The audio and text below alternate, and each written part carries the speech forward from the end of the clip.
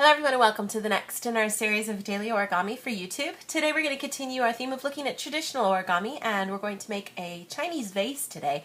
This is sometimes also referred to as Verdi's vase. I'm going to be using just square origami paper, regular piece of origami paper for this, and you guys, I'll let you know the dimensions when we're finished. This really makes a beautiful vase, and you can use it with some construction paper if you want to, but you do need to be super careful because the folds are really complicated and it does get a little thick.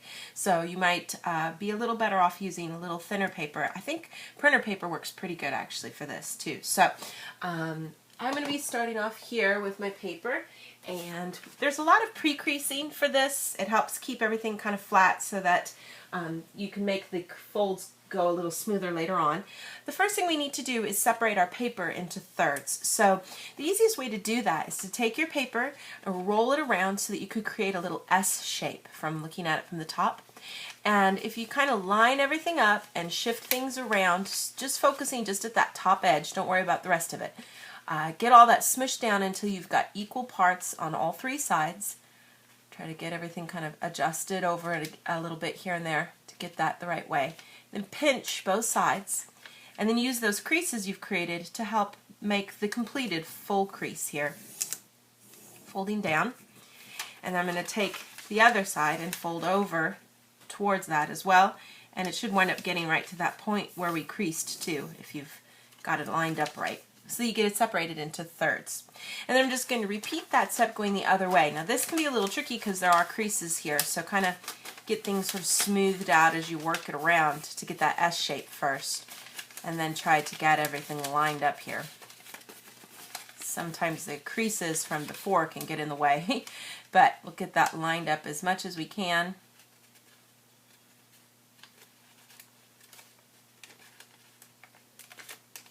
Pinch it off and then make those creases too.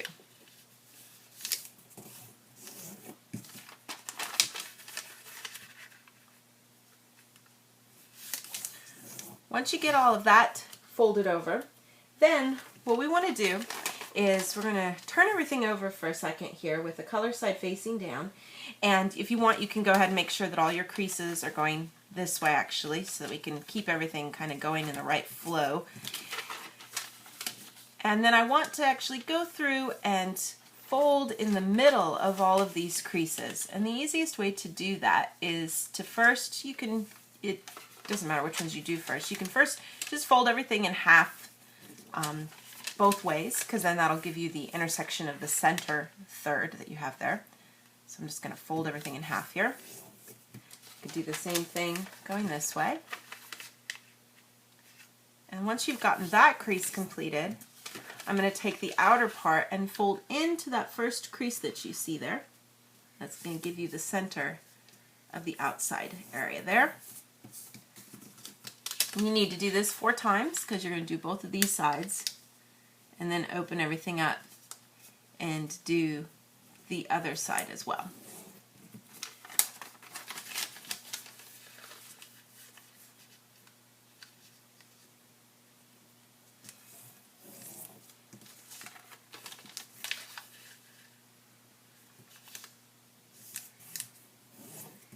Open everything up from that, so you should have everything nice and separated now into halves. And then I want to add an additional half crease, but just to some certain areas. I want to do it all the way around like a frame first. So you're just taking the outer edge and folding in. Now this is a really narrow fold, so you want to just kind of gently work your way. Start up here at the top, and then just slowly pull it down. It's kind of helpful to start and get the finishing end point too, and then just smooth out the middle there in the middle. I'll do this side as well.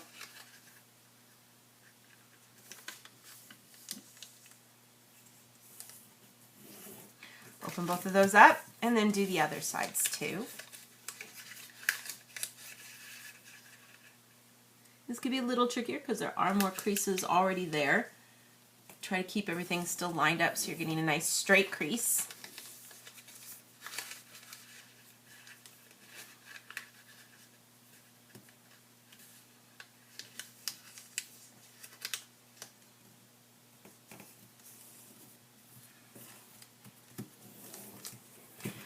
Then once you've gotten all that completed, we have one more area that we want to add an additional crease to, and it's right here in the middle, both ways. And the easiest way to do this is to take your outer edge, and we're going to take it not to that first crease, but the second one right there. Just line that up right there on the side. And that's going to essentially cut in half this area that we had in here with a crease. And then I can just do the same thing for the one right next to it too. So we get a nice double set of creases there in the middle. So you now have 4 lines of creases there in the middle, and or 4 sections. There's actually 5 lines there. And then I'm going to turn it around and do the same thing going this way too. So we're just taking everything and folding it over to that second crease from the edge. Do this side too.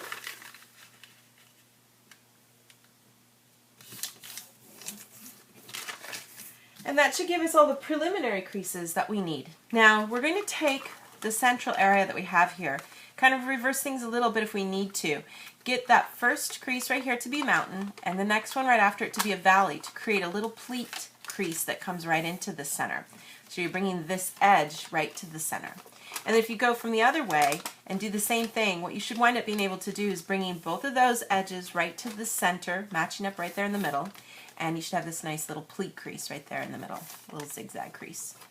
And then I'm going to turn it around to the side here, and we're going to repeat those steps in the middle. Just in keeping it all folded, we're going to kind of do the same thing. We're just going to get that mountain edge and just pinch it over on the crease you already have towards the center, and do the same thing on this side too. And just smooth all that out really good. Then once you've got both of those folded into the center there, what we want to do is turn it over, and you should have this nice little cross design here in the middle. And up at the very top, I've got a crease here that I'm going to work with. It's a mountain crease right now, but we're just going to pull down and make it a valley. And what we want to do is essentially open up this pocket area and pull down, so that as you're pulling it down, you're creating the stress on this inner edge here. And if you pop your finger in here and smooth it out so that you can get a nice diagonal crease going here, if you push from the side, you should be able to smoosh down and get a nice triangle that kind of gets pushed out and folded out from folding down. And we're going to do the same thing on this side too. So you just need to kind of get the paper to pop out the right way there first before you do this. And depending on the size of paper you're using, if it's really small, you can use like a pencil or something there to stick in there to kind of pop it out if you need to. But you want to get something that looks like this, where you have these 2 triangles or a little diamond shape there on the side. And I'm just going to repeat those steps for the remaining 3 sides here. We're just going to be folding out and down right there at that point where we have the crease already going there. And it's good to kind of, if you can, get kind of both of them started at the same time so that when you pull down, you're not causing any strain on the other side. Getting just that diamond shape kind of smoothed out there. To this side too.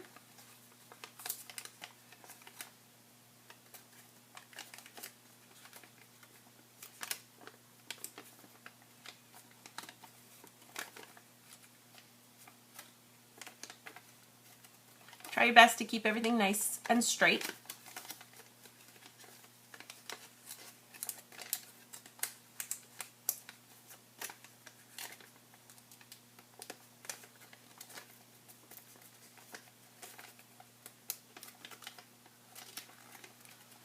So you get all 4 sides folded over there with those edges. Then once we're finished with that, we're going to go ahead and turn everything over, and I'm going to take each of these corners here and we're going to fold down to that first crease line that you see there. So I'm just taking the layers of paper that are there. One side should be pretty thick and the other side should just be a little thin because you've got that extra paper folded down. We're just folding down to make a little triangle. I'm going to do that on both of these sides so we get kind of nice little collar going there. I'm going to do that for the other remaining 3 sides and get all that going so that we can get these creases marked off here.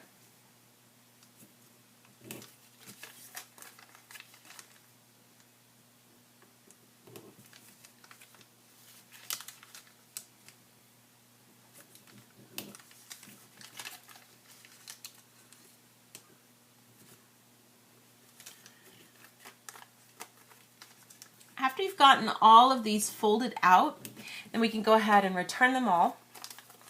Push them all back out again here.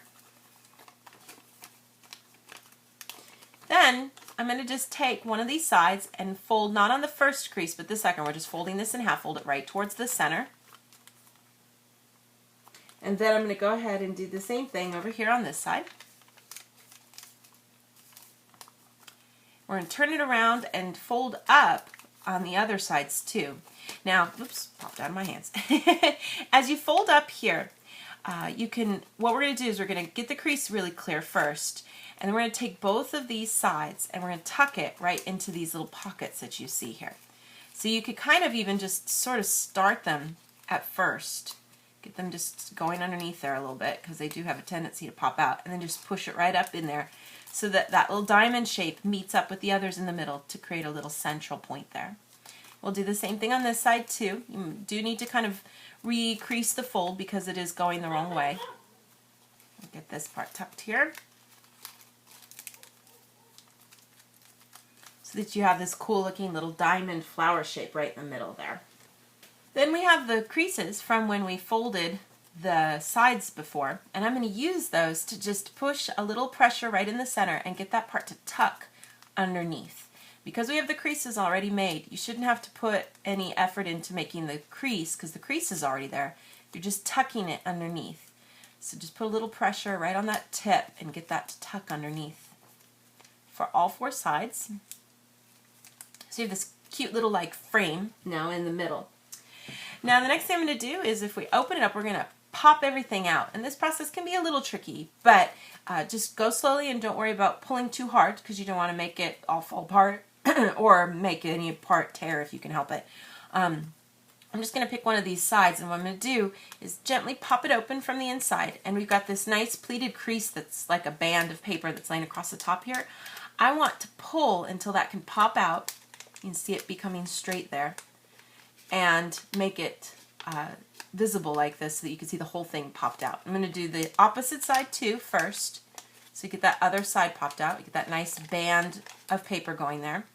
And the other side should have started to pop out too. We're just going to go ahead and give a little pull there until you get all of this kind of popped out, and you can kind of create a little corner at the side when you get these all popped out. Do this side too here. And sometimes you have to kind of pull it out first and then pinch it there on the side to get it to get the way we need it to be.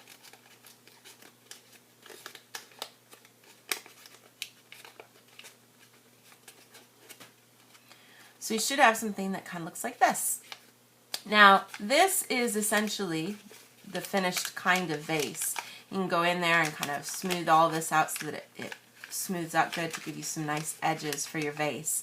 And you should have these nice little kind of pockets there on the side. And then it's kind of a point of preference of how you like things to be finished off. You can keep a really sharp edge here.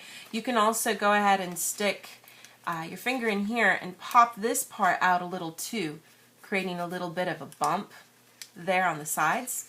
It's just creating more shape for this part of the top. That's kind of up to you if that's something you want to do or not. I'm just going to get that kind of popped out here on all four sides. And like my pinky is just about the perfect size to stick in there, or you can use, like I said, like a pencil or something to kind of help you along. You should get sort of this kind of cool interior that in some ways, almost by doing that, you kind of create a little bit of space there that can kind of grasp hold of like flower stems if you put them in there. So keeps everything with a more narrow inside of the vase, but that can give you the completed little vase. It's so pretty. I like this model a lot. Very cool. So we're going to give you guys the dimensions for this here. It stands about 4.5 centimeters tall.